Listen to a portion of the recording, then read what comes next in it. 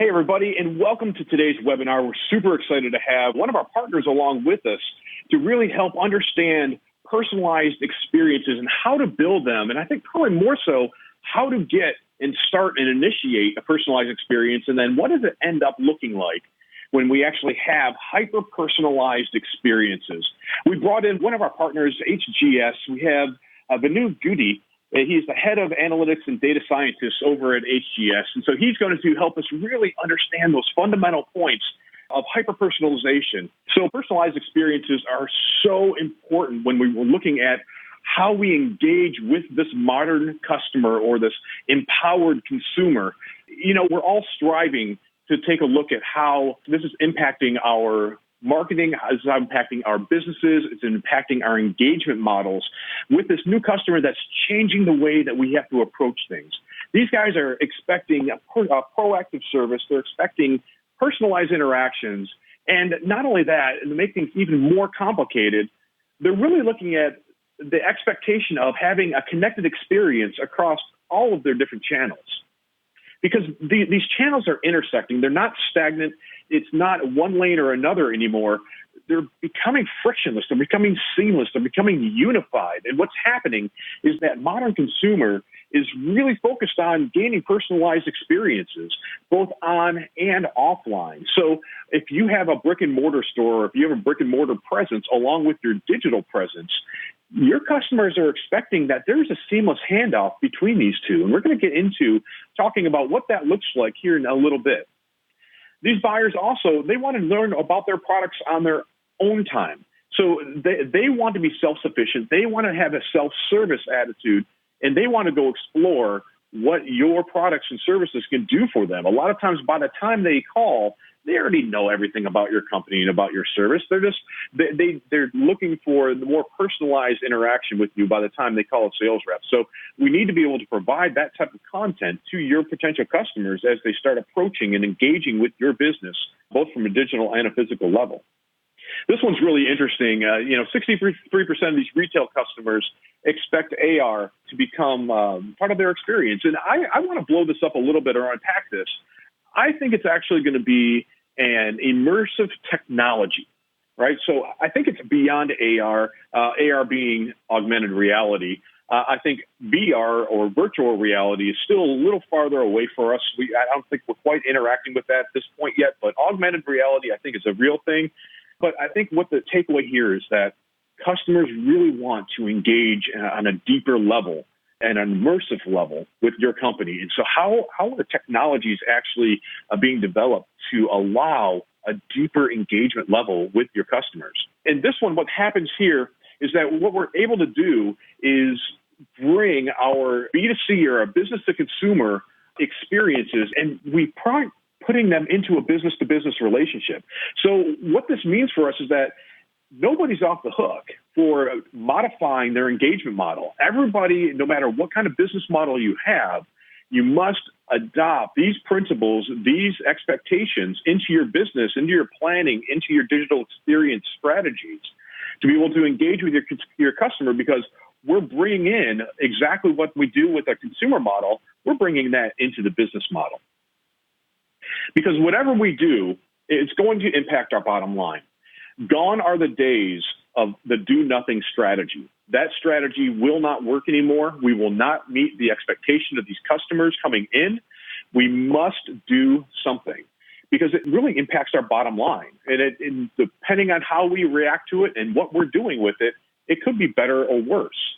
Because we start looking at this empowered consumer or this new customer, and they have the platform to share these bad experiences. And that really starts affecting our business, because what happens is that the ones that we have a good experience with, we start spending more money with. And we're about 67% will actually spend more money on a good experience. Whereas if you have a bad experience, over half of your customers will move to a competitor. And this is a double-edged sword, because not only are you losing the sale, but the customer is still buying the product. They're buying a product from your competitor. And so now, not only are you losing the sale, but your competitors gained that customer and is now into a loyalty loop with that customer. So as we start taking a look at all of these different experiences, no matter where they go, We need to ensure that we have this seamless customer experience. And really the only way to build on a seamless customer experience is to develop a technology framework that will allow you to unify that customer journey, both pre-customer, so your prospects, and post-customer, your conversion aspects of it. So digital experience platforms, all they are the technology that builds digital experiences. So what do we do with this information? Now, how do we start looking at all of these things around our customer and saying that we really need to figure out how are we integrating these different models across the board? I think it comes into a couple of different approaches that we need to figure out how to strengthen your digital engagements. And I want to take the end first and then go back and build up the beginning, because a lot of times when you take the end approach, when you look at the results that you want to achieve, you can start backing yourself into a really positive strategy. So we did a study with IDC not too long ago, and it said, what is the real impact of digital experience platforms? So what is the impact that comes when you invest in a successful digital strategy and start identifying the different technology that you want to go build? Well, you come out with a 24% increase in revenue. So we talked about, what the impact of bottom line. Well, here's your impact to a top line rev, right? So 24% increase in top line rev, 18% reduction in costs.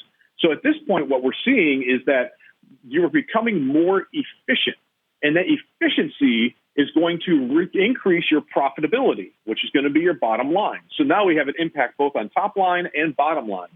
These are the two probably most important KPIs to any business. So agnostic of what industry you're in, these two KPIs will impact the senior leadership of that company. They will recognize this as being very positive growth. And that's going to be key as you start down your strategy and start building out the framework that you want to go build these digital experiences and connecting these seamless experiences around. Not only does it have the impact on the top line and bottom line, but also we're able to reduce risk. And the reason we're able to do this is because you control the content wherever it goes. And we start looking at the personalized content, those personalized experiences that you're going to create. If you have more control over that content model going forward, you're going to reduce the risk because you have less people influencing your content, and you have more control over what your company says and represents, and what your brand represents, and building that equity. You also find yourself that you have a faster time to market. On average, there's a study done by Deloitte and Wall Street Journal that said that on average, manufacturers have 39 disparate front-end systems that they are currently managing. 39. So if you can imagine, if you're trying to launch a product or service and you have to go update 39 different systems, customer engagement systems. These are systems that your customers are interfacing with. 39 that don't talk to each other at all, just to get a product out to market. That is going to slow you down, and that complexity, that baggage that you have of trying to manage all of those different systems, all of those different experiences, is going to slow you down, and your competition is going to take advantage of that. Last, what digital experience platforms provide you is a better brand consistency. Again, because you're controlling that content, because you have a consistent experience, you have systems that are talking to each other, you're able to have more consistency and better brand consistency. So really, the question starts now with, if this is the end goal, if this is the end result that we want to see, how do we start to build a strategy? How do we get from here, where you're at today, to start reaping the benefits and the value that comes with digital experience platform? I think it's really from transforming a content management system into a digital experience platform. And here's why. I think when we start taking a big picture view of what a content management system should be doing for you and can do, the modern content management systems, what I think is all these different touch points around the circle here.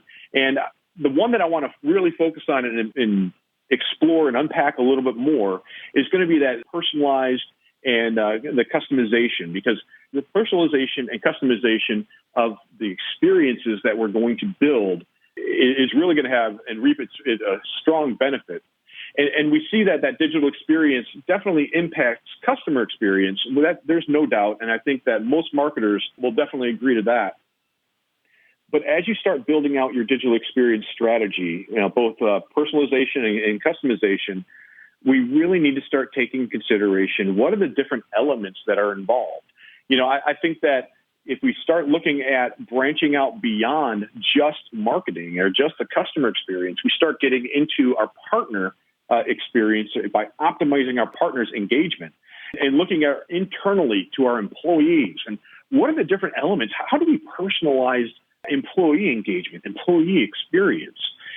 These are really going to start moving the needle, I think, even more so than what we saw before in the IDC report. Because I think if we start applying these different principles that we're learning how to engage with our consumer better or our customer better to our partnerships by allowing better self-service, better automation, being able to track and complete goals quickly, and add in personalization and add in insights from how they're interacting with your business and start taking those and developing new experiences from that, I think that is going to solidify the partnership. And I think what's going to happen is that your partners will want to participate with your business more and more and more, strengthening that bond, strengthening that relationship, which will then provide you with a competitive advantage because your partners will want to deal with you and your brand more than your competitors.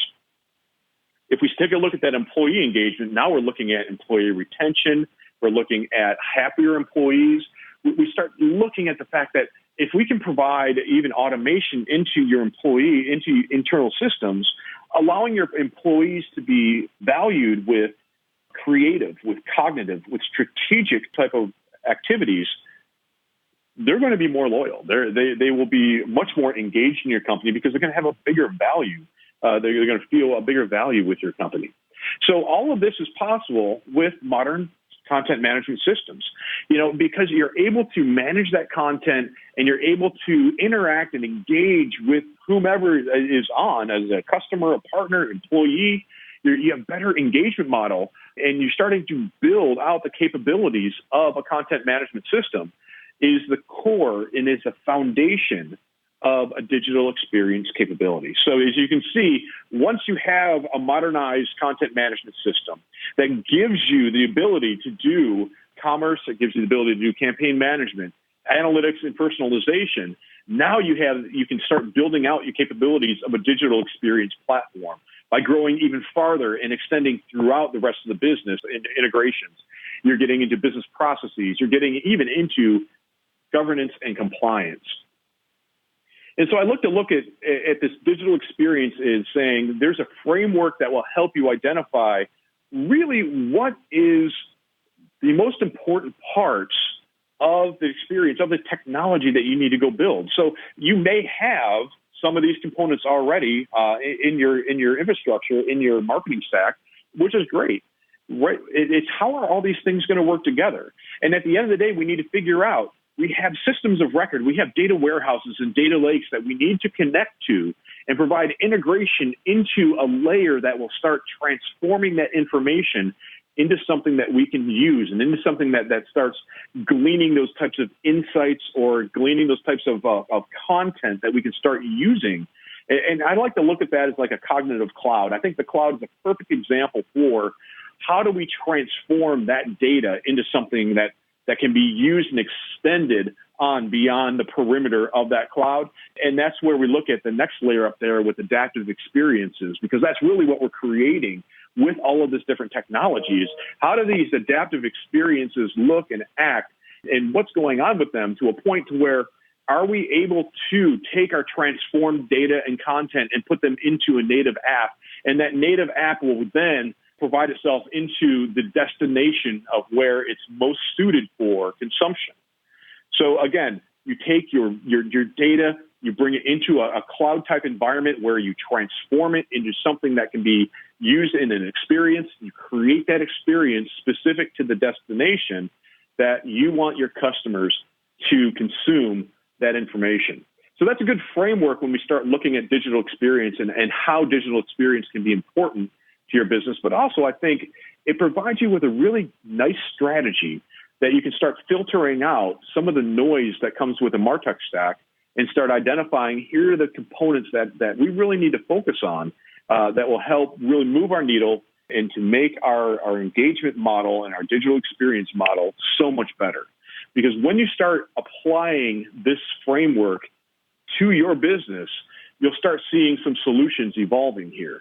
One may be if you have a myriad of data silos. So if you have these different data centers of gravity built out and you have all of these isolated data warehouses, this is something that you can look at to say, we need to utilize this data. We have so much wealth of information and insights in here. How do we get that actually moving up the stack a little bit? And that's where the data integrations, it comes into play. How do we get that data into a place that we can go transform it? And that might look like solving brand consistency because maybe you're not able to get that data to a content level to where we have a consistent outreach or brand that the rest of your customers want to interact with. Or maybe you have a problem scaling it. For example, that example that I provided before where there's 39 disparate systems that you need to engage with. How are you able to do that? Maybe in this digital experience platform framework provides you with an outlet that you can start unifying these experiences and you can start providing that scale that you're looking for. And then we start looking at the agility layer. Maybe it's really difficult for you to pivot based on the information that you're seeing from maybe a CDP, a customer data platform, or maybe you're having a hard time adjusting to new movements within the market. We all are running on a lean marketing budget and lean marketing team. So we need technology to help provide us with an agile environment that we can start applying and getting in front of that empowered consumer. Because trying to manage this explosion of interfaces is much too complex for us to do. And we need to be able to embrace the amount of destinations, the amount of places to where our customers are going to engage in our brand. That won't change. But what can change is how we're able to manage that all as all of these different devices increase, as the destinations increase and move and pivot. There's so many different opportunities to engage with that empowered consumer on their turf where they want to, at the time they want to. But we need to have the capacity and the technology to be able to do so. And I think that's really where Sitefinity comes in, is that we really focus on helping organizations engage better with their customers. And not only with that, but do more business online. You have more flexibility. You can integrate with different aspects and different technology that help your lean marketing teams become even more efficient. They can do more with what they have. In fact, Sitefinity has been preferred by Gartner, by G2, as being the customer choice as far as from a CMS standpoint, a content management system standpoint. And we've received so many accolades from different analyst houses and customers that say, with Sitefinity, their sites they're easier to use and they're easier to manage. And not only that, but they're also easier to scale. So when we talked about that scalability aspect of it and that management aspect, you're able to really focus in on allowing your marketing team to do more with their site, with their content distribution than they had before. Sitefinity, the digital experience platform, they run very closely aligned to each other by reducing the reliance on IT. By allowing, again, marketing to control the destination, but it also gives you that experience of personalization. I want to unpack this just a little bit because that's really what you're here to learn about is the personalization aspect. What we're able to do with Sitefinity and the Digital Experience Cloud is we're able to get you started down the road with personalization. And that might look like getting into customer segmentation maybe it's by demographics. So maybe you serve up different content based on where your customers are living. Maybe you serve up different content based on the activities that are happening on your site. So maybe you understand that, you have a specific group of customers that are very interested in a specific set of products on your site. Well, if we already know that, let's go ahead and serve that personalized content up to that segment of customers. And we can build that out as far as your strategy allows. A lot of times what I've seen is that companies get very concerned about the concept of personalization. And they do this because they think that in order to personalize content, you need to have hyper-personalization technology in strategy and equipment in place. And that's not the case. I mean, personalization is a road. It's a path. You can't go from 0 to 100 right away. You need to learn from your experiences. You need to learn from how personalization affects your company, affects your customers, affects your marketing team. And so what we're going to provide you today with Venu is that we're going to understand how all that personalization is going to work and how do you get to that hyper-personalized state. Because in that digital experience cloud, we have so many amazing features that really allow you to personalize the experience that you get into with that audience discoveries and segmentation. So we can actually understand where your customers are coming from a physical location, and we can start grouping them into logical groups that make sense for your company. We provide a 360 visitor profiling, so we actually can help you build this profile of your customers and of the audience segments that will help understand and then how to engage with them, not only from a web perspective, but also engage with them on a campaign perspective, and then receive that data back so that you can understand or better understand how your customers are interacting or how they're engaging with you, and then make your modifications and put it out again, because that's agile strategy that we're looking for. And this is something that we have out of the box. So we have, you're able to do personalization and the type of tailored messaging that comes along with that without adding a lot more weight and a lot more technology to a stack that you already have. This is something that we have definitely out of the box that provides you with these actionable insights and conversion rate optimization that actually gives you the recipe to say, if you provide your customers with this white paper or this marketing asset, your conversions will go up, or we'll even be able to tell you how far your conversions will go up, what kind of percentage points that you can expect on that. So it's predictive and prescriptive advanced analytics provides a great scope on what is happening with your customer and how your engagement model is working, and the different things that you can do to change that engagement model in order to be more effective at it. So with this, I want to hand it over to Venu. Venu is the leader of the analytics and data scientist for HGS. And Venu, I just want to let you take it from here. Thanks, Greg. Hi, everyone. This is Venu Guti. I lead the data analytics practice at HGS Digital. As Greg mentioned, before I get into the hyper-personalization, here's an interesting fact about data. Did you know that by 2020, each one of us will be on an average generating about 1.7 megabytes of data every single second? And that is through mobile devices, that is through smartwatches, that is through the videos that we're creating, the images that we're creating. Now, if you think about it, just going back a couple of decades ago, a floppy disk was just 1.4 megabytes. Now, imagine the number of floppy disks that you'll have to have in order to store just 1 day worth of data that you're generating. It's going to be significantly high. It's not just the consumer data that is significantly increasing on a daily basis, but also if you look at how businesses are digitizing their business processes, that is generating a lot of data as well. The log data from all the CRM systems, all the internal business process management systems, the transactional data, the historical data that businesses are capturing is significantly high. But not a lot of companies are actually utilizing this data. And that's where the organizations that are data-driven are able to significantly outperform the competition. They are able to outperform the competition by 23x on customer acquisition, 9x on loyalty, and 2x on profitability. And those are not small numbers. For instance, Netflix saves about $1 billion each year on customer retention just using data.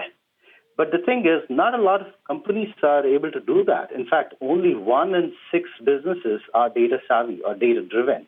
That means that for you as a business leader, there is a huge opportunity for your organization to start adopting data, to start utilizing data, and to increase competitiveness. And this is not going to be available to you as a weapon for a long time, as other organizations will start getting more data savvy. Now, traditionally, organizations have been personalizing. I mean, they've been personalizing by using the first name and last name as part of the emails. They have been personalizing by maybe segmenting their audience set by dividing them into 10 different categories and sending them different set of emails to each of the 10 different segment of customers. But these days, that is not enough. In fact, my Netflix account is significantly different. It shows completely different set of recommendations than my wife's account, which means they are able to hyper-personalize based on that individual's intents, based on the behavior, based on the purchase pattern, and so many other characteristics. So that is the kind of expectation that your customers are expecting these days. And it comes with a lot of work and strategy and thought process that you have to put in order to get there. I love this framework from McKinsey that talks about these 4 key steps, and this is the approach that we typically take for our customers. The first step, and I think the most critical piece, is the setting up the right data foundation. Having the right data foundation helps your business understand a customer 360-degree view.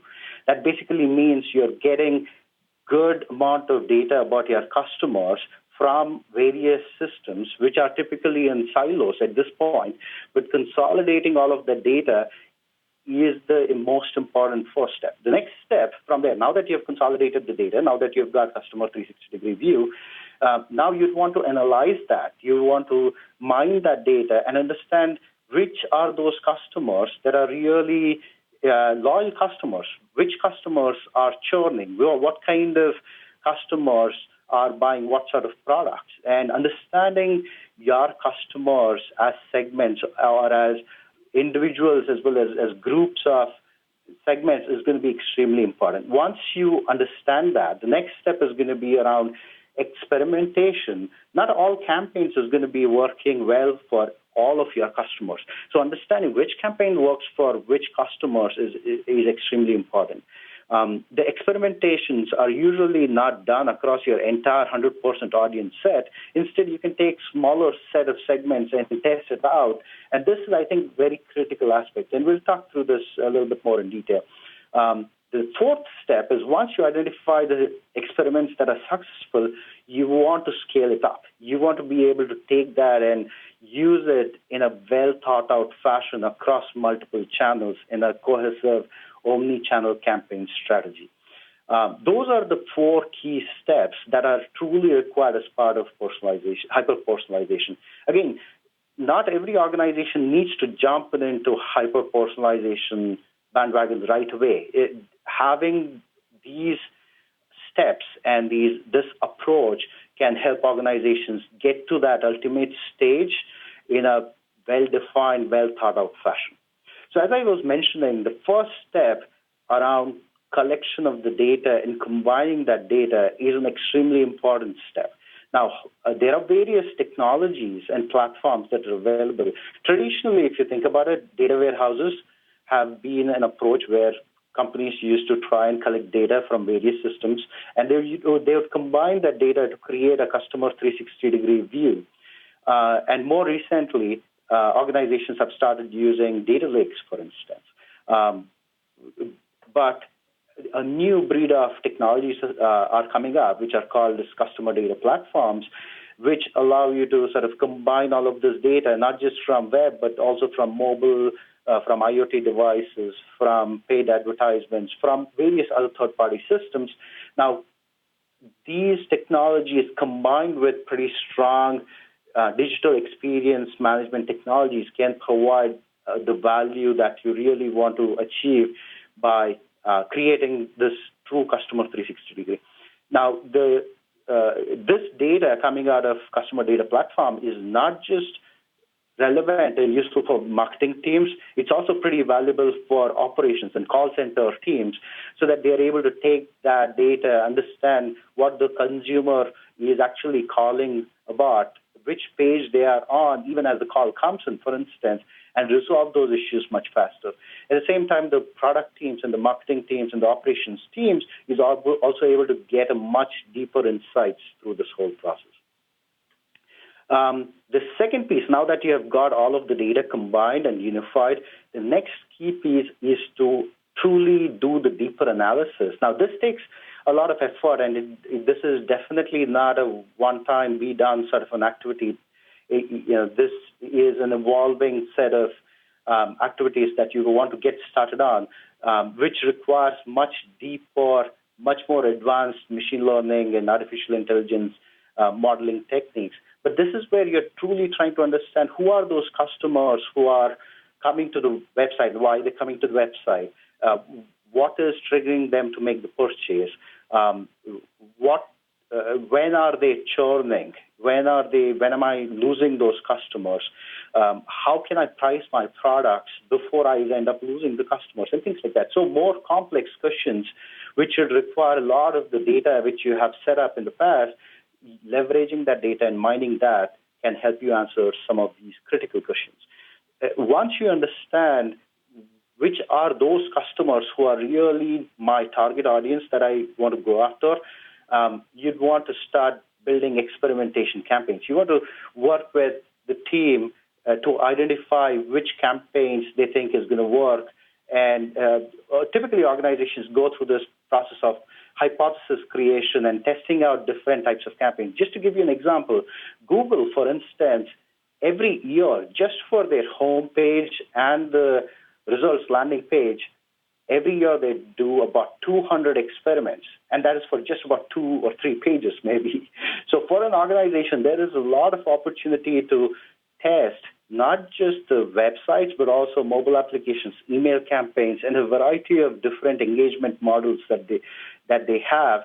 Test them out and have a proper experimentation log, and use data in order to review the performance and identify the campaigns that are truly working, learn what is working and what is not.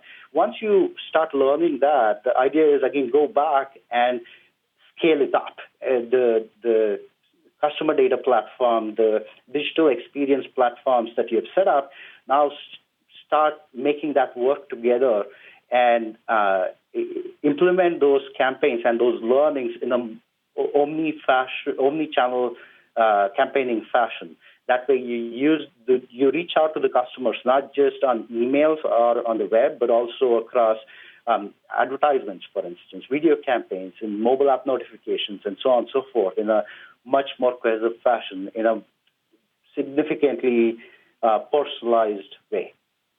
Now, it's not just the customer data platform. So some people might think that CDPs alone might be enough in order to get me started with hyper-personalization. The fact is, you need to have the right set of tools across the board.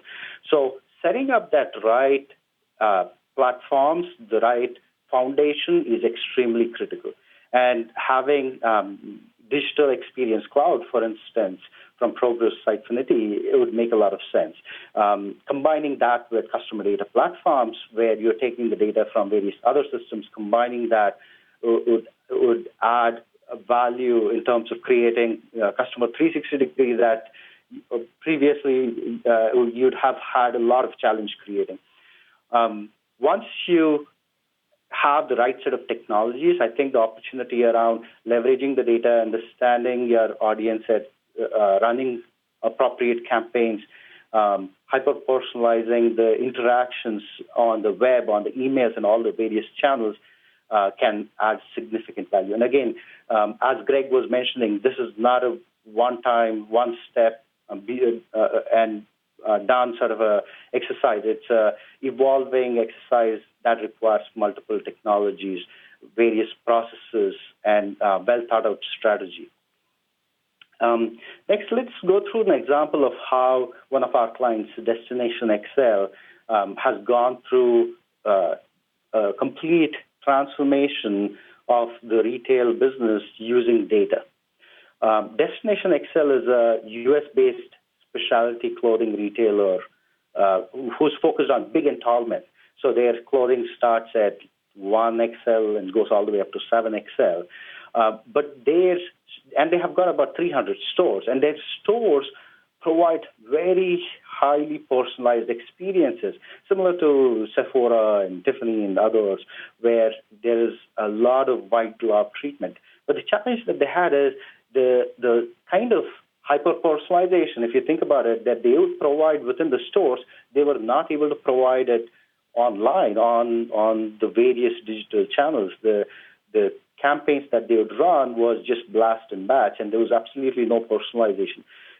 So as the leadership team wanted to evolve their organization and go through this next level of digital transformation, we started working with them to understand what the key challenges are. So it was not just the fact that the competition was increasing. If you look at it, Amazon and Walmart and Target and all of the other big retailers are getting into extra large sized clothing areas as well. So they would see a lot of competition there.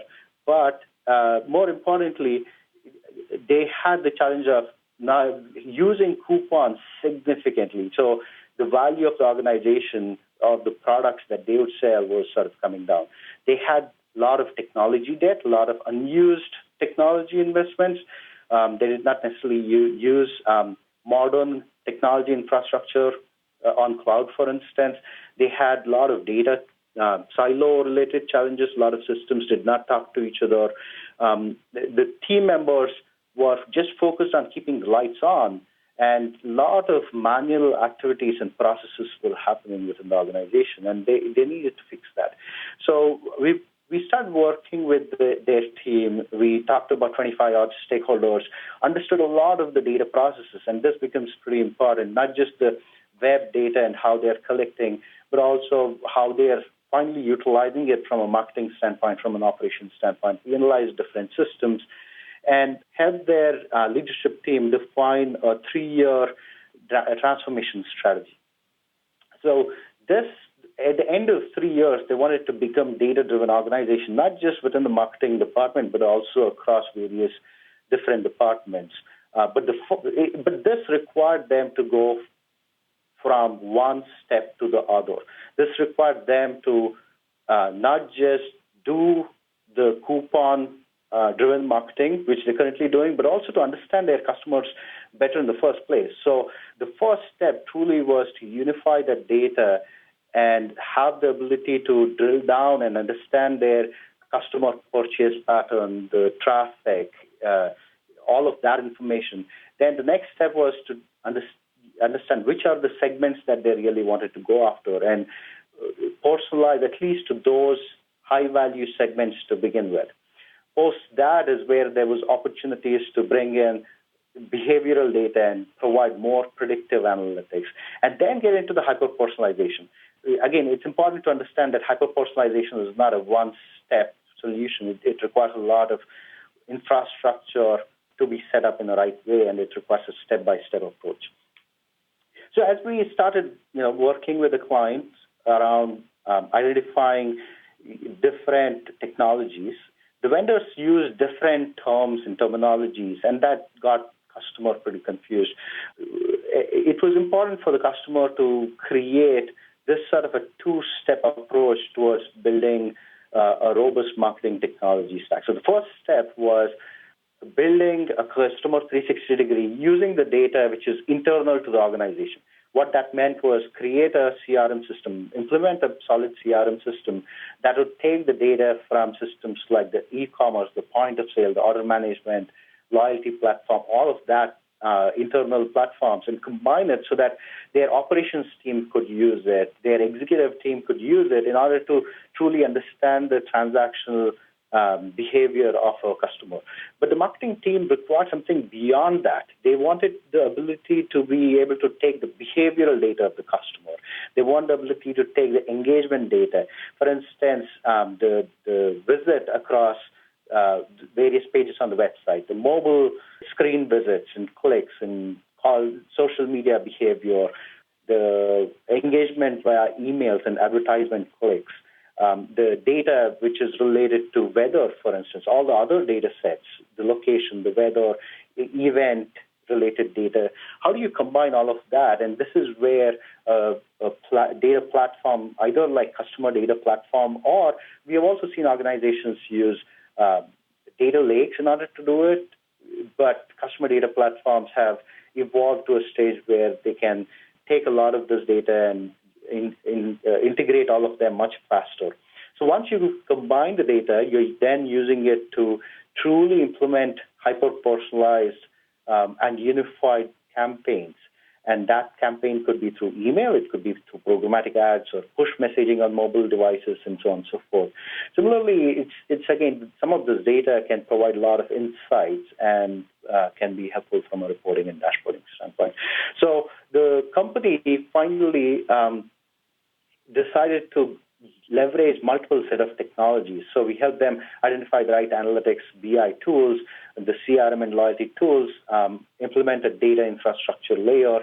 Then we are currently helping them with a customer data platform, and we've also had them do a lot of pilots around advanced analytics. So from a timeline standpoint, this is how they have been working with us on so far. We've worked with different other customers where they were pretty different marketing tech stacks. Again, these tech stack may or may not be relevant for every organization, and we can go through the use cases if required. Before I wrap it up, Element Solutions got acquired by HGS, and we were branded as HGS Digital about a year ago. We are a team of about 500 employees. We have been in business for the last 15 years now. We've got 5 key practice areas. I lead the data analytics and intelligence practice. I've got counterparts who lead other practice areas around digital customer experience, marketing technology services, cloud services, and process automation. We are happy to talk more on how we have implemented data-driven initiative and digital transformation initiatives for other customers. In fact, we'd love to offer the attendees a complimentary on-site workshop where we come down, we understand your goals and challenges. We also share with you the marketing trends and best practices, identify where you are from a data maturity standpoint and what sort of technologies can help you with that, and define a strategy that can assist you with becoming data savvy and data driven at a much faster pace. Now I want to transition back to Greg for Q&A.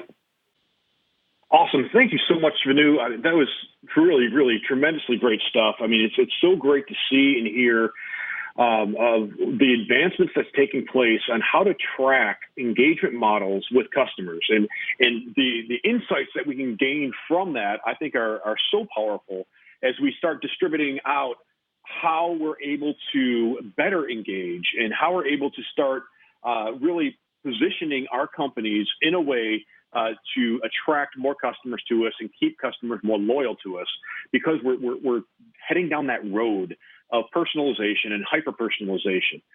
Really great job. Thank you so much for joining us on that. All right, I want to switch over and go to you, the attendees. I want you to drive now the rest of this webinar. A couple of questions that are coming in right now, just to begin with. One is, what's the difference between Google Analytics and Digital Experience Cloud? I think this was part of the presentation that I was giving when getting an overview of Sitefinity. And, probably the biggest difference between a web analytics or like Google Analytics and a personalization engine or an experience engine is really this, is that analytics will provide you a what's happened. It's a retroactive look. It's looking back in the past and saying, this is the things that have happened.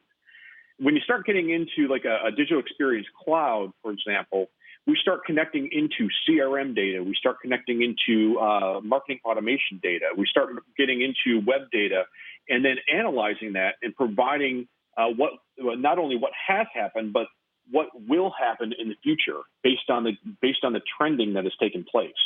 So I think there's a little bit of a difference that Digital Experience Cloud can use web data or web analytics, but it also takes in a lot more elements into providing those insights on really what's happening on the site, and then what to go do about that to increase your goal and increase your optimization.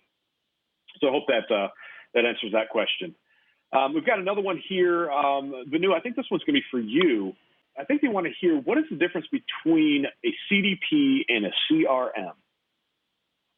That's a good question, and most of the times people kind of get a little bit confused between CRM and CDP because CRM also helps customers with this sort of a customer 360-degree view. But the typical challenge with a CRM system is it's more internal focused. It's more transactional data that you'd end up having as part of it.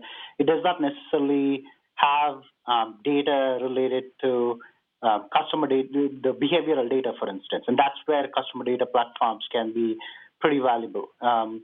Usually, we have seen companies using both of them, so it's not one against the other. CDP platforms allow you to not just capture the data, but also integrate with a lot of activation platforms, be it websites and like sites native in order to do hyper-personalization, or it could be used for marketing automation-related campaigns and all that kind of stuff. Absolutely. So it's definitely the CDP is a collection of all that information. That's awesome. And we've got another question here. Is the out of the box personalization that I was referring to the personalization that is in Sitefinity? So actually, Sitefinity has a couple of features. One, Sitefinity itself does enable you to do some personalization. But adding in the Digital Experience Cloud, which is available on some higher tiers of the licensing of Sitefinity, will then complete that circuit, if you will. So, yeah, it does it definitely out of the box and on some of the mid and higher level tiers in Sitefinity licensing. All right, so this question came in. It says, aren't profiling and personalization better suited for data lakes and multi-million-dollar Marcom systems like Salesforce, Marketo, SAP, et cetera? Aren't they capturing all the 360-degree data engagements? Venu, do you want to take that one? Sure. Most of the companies actually use data lakes these days in order to truly create that sort of customer 360-degree.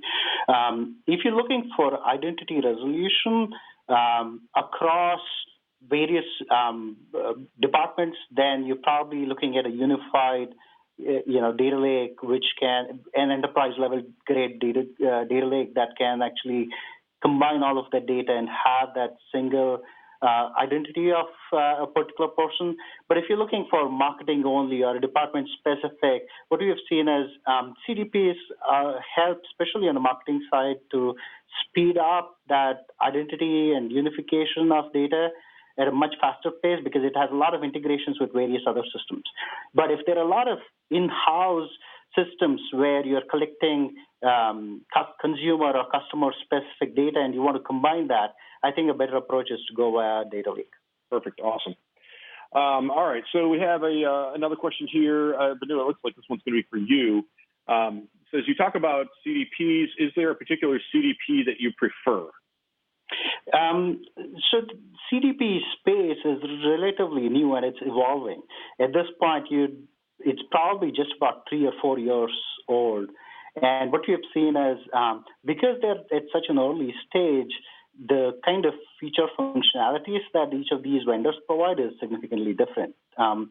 Now, you could go to cdpinstitute.org and get information on a list of all the vendors, but traditionally, you may want to do an evaluation of different vendors to identify if it suits your industry requirements, your business requirements, before you actually select a vendor to work with. Perfect. All right, we're going to switch gears a little bit. We're going to go to an ROI question. The question is, do you have any data to share regarding the ROI? I believe what you're referring to is that those business KPIs, the 24% increase in top line, the 18% reduction in efficiency, or increase in proficiency. Yeah, so that was actually an IDC report that has come out. We'll go ahead and get that over to you, but that is definitely available. We can send that information over. All right, another question here, real quick, as we start wrapping things up. Does Sitefinity have CDP connectors? We do. We have a whole partnership with CDPs, and partnership with HGS. So yes, and if we do not have the flavor that you're looking for, since we do have open API connectivity, we have the ability to connect to whomever you choose. So that's one of the nice things about having what we call extensibility when it comes to the web content management systems. All right. We have time for one last question here. and Venu, I think this is going to be for you. Can CDPs be used for real-time messaging? Absolutely. Yeah. So CDPs are, there are certain type of CDPs that are using real-time data and are combining data on a real-time basis. Behind the scenes, they probably are using solutions like Kinesis and things like that from AWS. But that said, for those sort of platforms, you have the opportunity to understand what the customer is doing on the website at a given point in time and send a message on their mobile application, for instance. So that sort of real-time messaging use case is a pretty common use case that we are seeing.